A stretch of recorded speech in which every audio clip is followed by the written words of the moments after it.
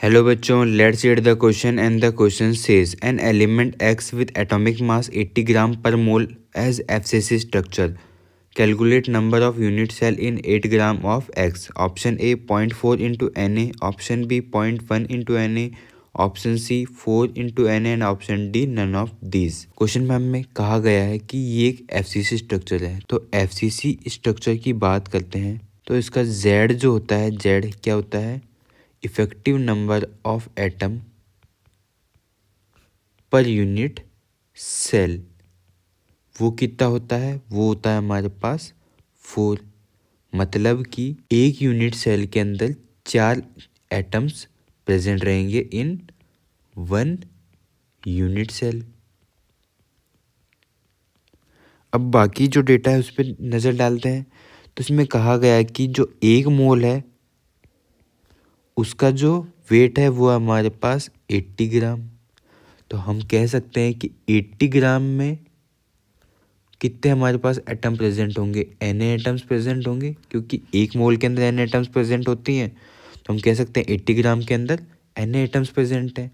अब हम कह सकते हैं कि 1 ग्राम के अंदर कितने कितने एटम्स प्रेजेंट होंगे? N A divided by 80। अब 1 ग्राम के अंदर N A divided by 80 atoms present है, तो 8 ग्राम में कितने होंगे? 8 ग्राम में हो जाएंगे N A divided by 80 into 8। तो ये हो जाएगा हमारा net N A divided by 10। तो हम कह सकते हैं 8 ग्राम ऑफ जो एक्स एलिमेंट है उसके अंदर एटम्स प्रेजेंट है हमारे एन ए डिवाइडेड बाई 10। अब हमसे इसने पूछा है कि जो इतने एटम्स है ना, इसके अंदर यूनिट सेल कितनी है 8 ग्राम के अंदर।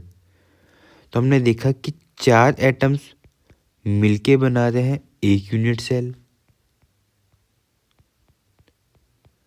तो एक एटम कितनी यूनिट सेल बनाएगा? वो बनाएगा 1 डिवाइडेड बाई 4।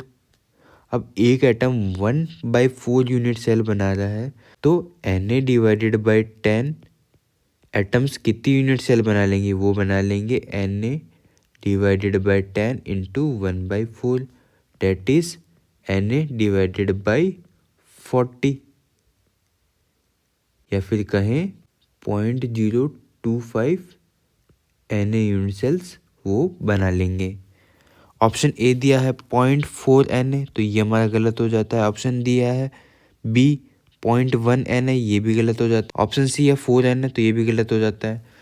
तो हमारा एन ए डिवाइडेड बाई 40 भी कोई से ऑप्शन में नहीं है, ना ही 0.025 एन ए किसी ऑप्शन में। तो हमारा करेक्ट आंसर हो जाता है option D none of these.